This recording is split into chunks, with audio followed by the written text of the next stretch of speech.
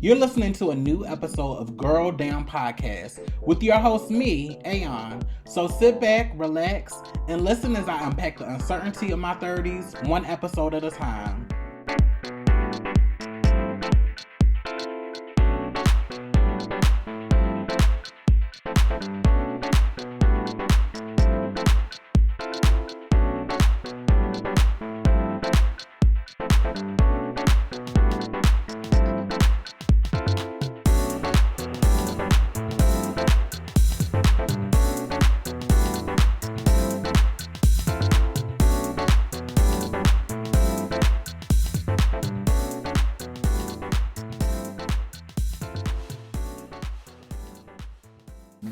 Well. It's me. Welcome back to another episode of Girl Down Podcast with me, Aeon. And first, let me start here. I want to thank you all who supported the episode that I did with Diamond Styles. Let me give a shout out to Diamond just for being incredible and being her and for showing up and for really having a great conversation. If you have not been able to hear it, I highly suggest that you listen to the previous episode, Return on Investments. Also, you can watch the episode on the Patreon page. I've kind of taken a break in February. Work has been a lot. Work has been a lot. And I'm just going through a lot, just trying to get through it. And I haven't been able to dedicate. I was supposed to record last weekend, but I just have been exhausted by the end of the week. And I'm doing the best I can with what I got. I am, but it is always so good to come back on here to have fellowship, to build this Girl Down Podcast community. And I'm just happy to be here, just to be on the mic again and be recording. And thank you all for the support. Thank you all for the shares. Thank you all for sending emails. I just went into the Girl Down Podcast Gmail account and I saw some emails that were sent throughout the month that I didn't get to, and I just put the email on my phone so I'd be able to get them and respond quicker, but for some reason I didn't have the Girl Down Podcast email connected to my phone, and so some of the messages in there were older from the beginning of the month, so please excuse me for my delayed response, but I'm trying to get it together, y'all. I'm trying to get it together. So before I go into today's episode, if you are not, please go and become a Patreon. I know I owe y'all some Patreon videos. I will definitely be recording videos to put out this weekend because I'll be on vacation towards the end of next week. So and it'll be the start of a new month next week. So I kind of want to make sure I'm putting some new content up there before February is out. I know I owe y'all some videos. I owe you all some discussions. I'm also in the process of trying to secure some interviews. I want to start bringing some people in for some of the topics that I want to discuss. So be on the lookout with that. But I'm still here. So today, I want to talk about K Michelle's new show on Lifetime. So K Michelle, R&B singer, and I love her music. She's somebody, I was late to the party with her music, but once I got in to her second album, I was like, oh, this girl really makes good music. I was one of them people that I was turned off by the antics on Love and Hip Hop.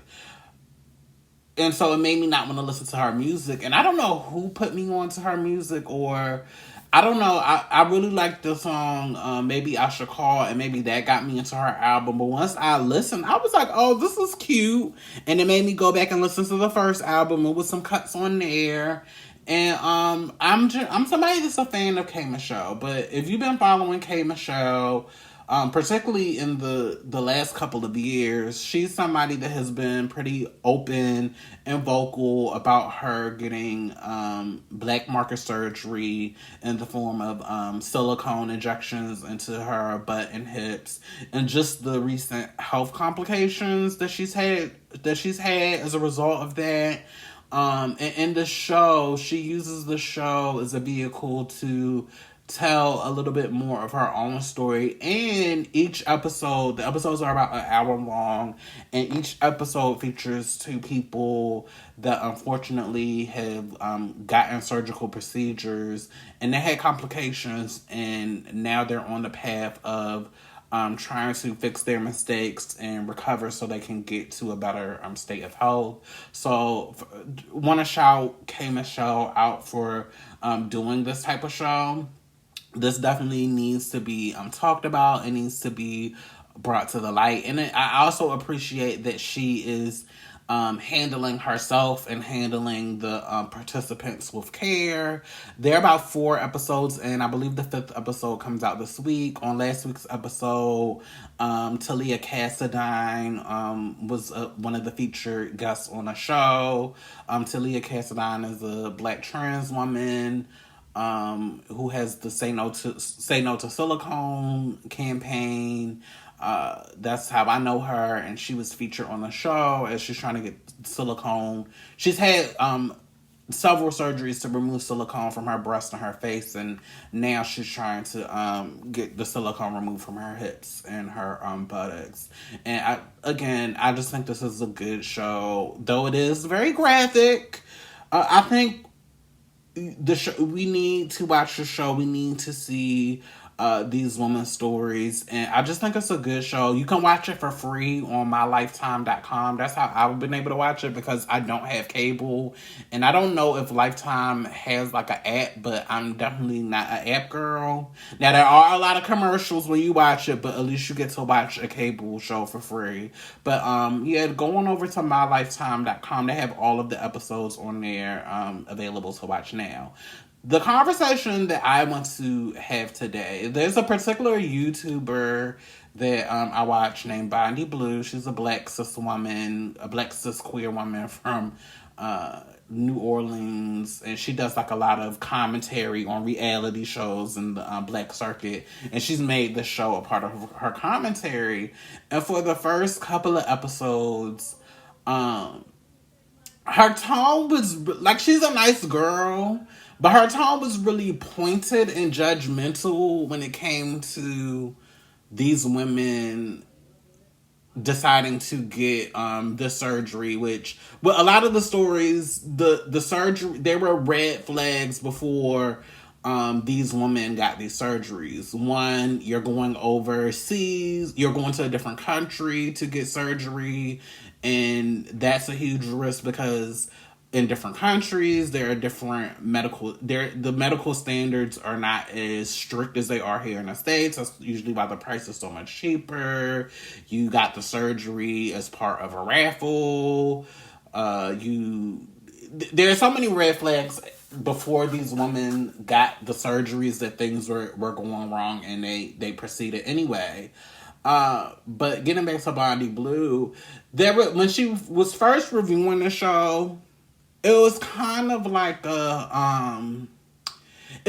she was punching down on these women who proceed, or punching down on, and her stance is that you shouldn't get surgery at all. You should just work out, and if you worked out, you will be able to get the body that you want. And she's just anti-surgery, and that from my perspective, that kind of clouded her judgment of these women and the lack of care, and it kind of boiled down the choices of the women on the platform to like lack of self-control, and you're just being selfish, and you're not thinking about everybody. And I can see that perspective. My perspective, and why I wanted to do this episode,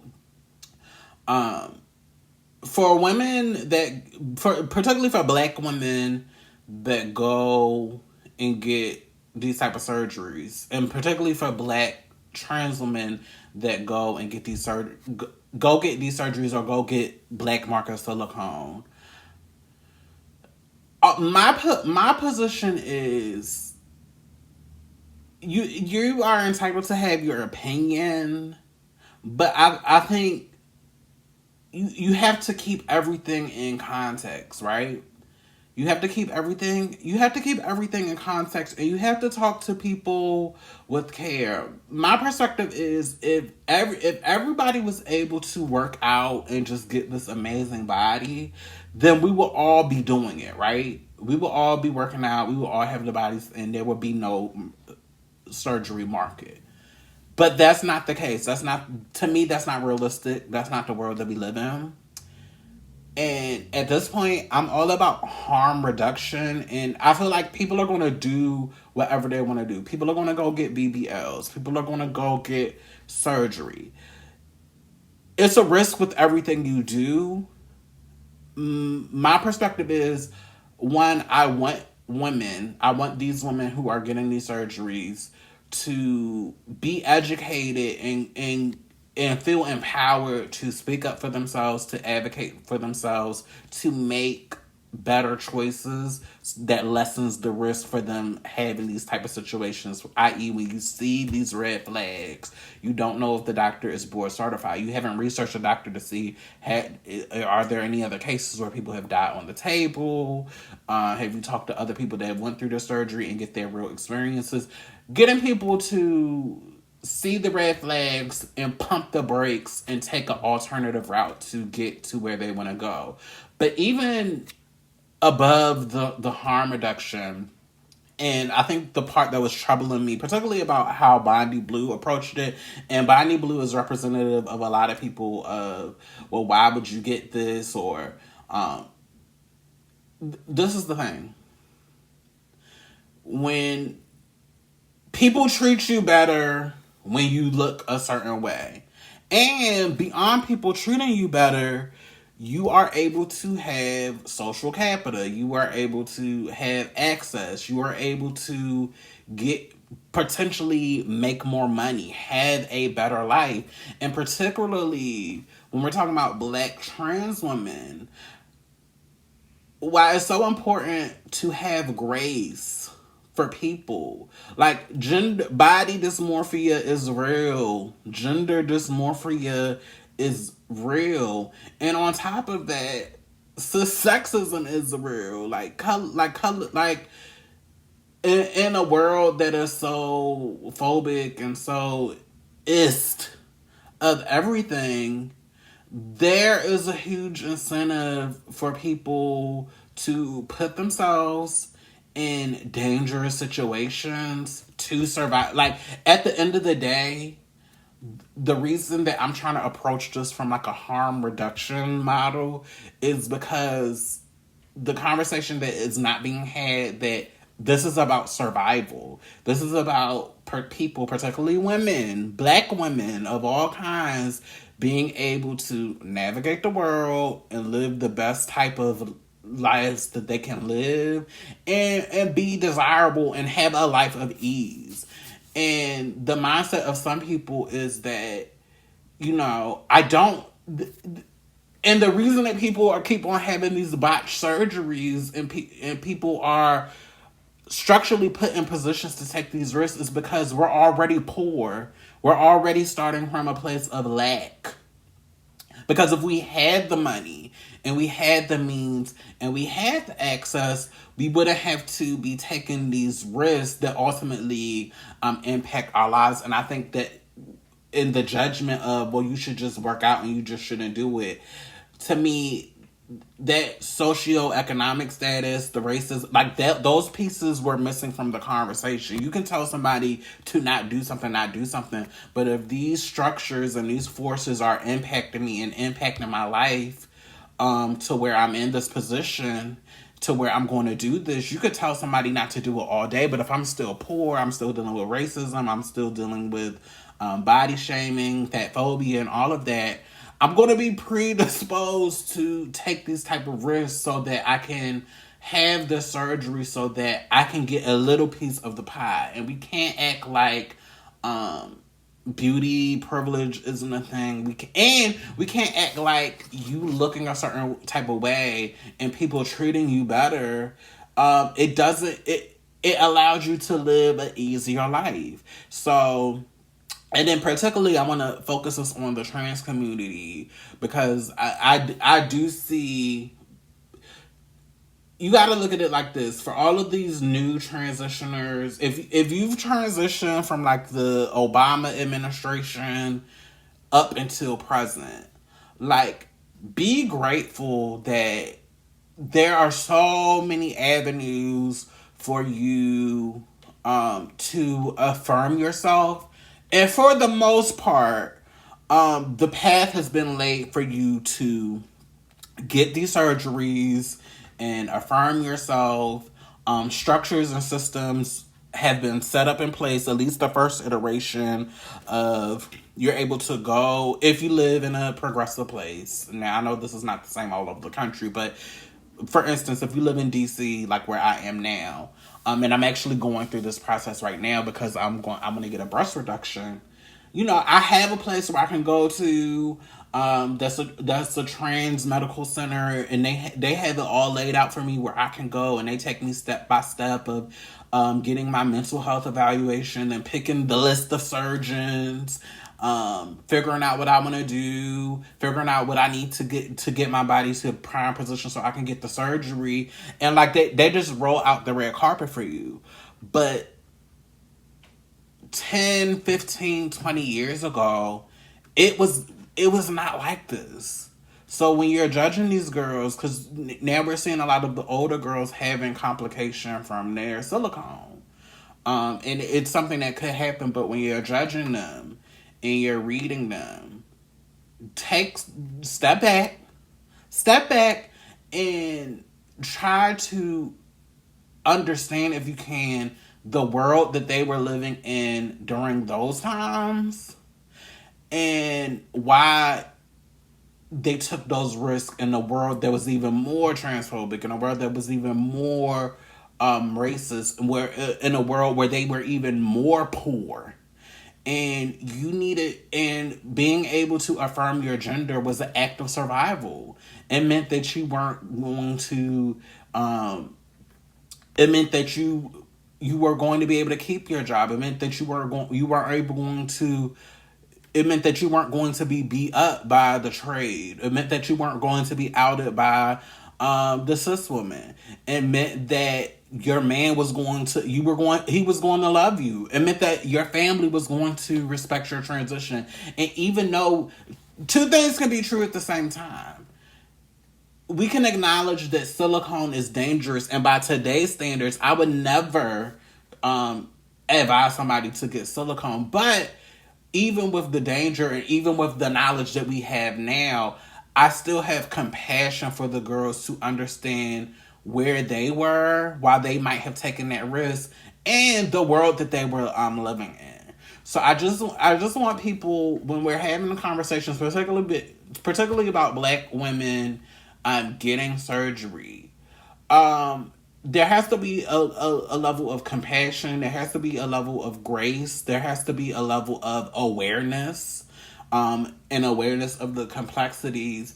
And as somebody that almost got silicone, I was a hop, skip, and a step from getting silicone. I'm glad I didn't, but I was that girl. I still go through body dysmorphia. I still, even now, I can't sit here and act like, oh, I've never thought about going to Colombia or going to DR and get surgery. Bitch, I'm poor too. Like, I'm poor too. I got bills. I got student loans. I got credit. Like, I'm not financially stable. So I'm susceptible to just have it. And as somebody that's dealing with this dysphoria, and somebody that is moving through the world as a Black, dark-skinned, fat trans woman, I'm not immune from having these thoughts of self-doubt or wanting to change things and tweak things to make my life a little bit easier. So I just want to say, when we're talking about people, and you have to know when people do something and and they have a complication, they're already beating themselves up. So what we don't need to do is pile on and judge and beat them up and act like we're not going through the same things too, and act like that we're not having the same thoughts. So please have compassion for folks. Be careful and ask questions to understand. Don't ask questions to judge. And just know that we are all living in the same world, trying to navigate through all of this shit, trying to find love. And it's hard. It's hard. It's hard as fuck to love yourself. It's hard as fuck to stand for what you believe in, knowing that the world is not going to extend you grace. So if we can't extend each other grace, if we can't, and that's why I'm glad that this show exists, because when K Michelle goes in and she is meeting with these women, she already, she knows exactly what they've been through, because she's been through it herself. So she doesn't go in and, well, why did you do this? When they tell their story of this, how she's like, oh, this reminds me of when I went through such and such, because we're all trying to figure it out. We're all trying to navigate it together, and it's definitely a warmth. It's definitely a sense of compassion. It's definitely a sense of concern, and we are all just trying to figure it out. But I am definitely, we have to take a harm reduction approach when it comes to this. People are still going to get surgery. People are still going to get surgery. We can't help the world that we live in. What we want to do is, one, make sure people are centering their health before they go and get these surgeries, so that, one, their body will be able to take the surgery and they'll be able to maintain it. And we want to make sure people are just making, for their situations, that they're making the best decisions that they can. Because everybody deserves to have the type of body that they want. Everybody deserves to look how they want to look. And if you want to change something, there's nothing wrong with that. There's nothing wrong with that. But just be smart. You don't want to try to be cheap, or try to cut costs and be paying for it for the rest of your life, because you are forever in pain, or you are forever not able to use your body in the way that you once used it before you had the surgery.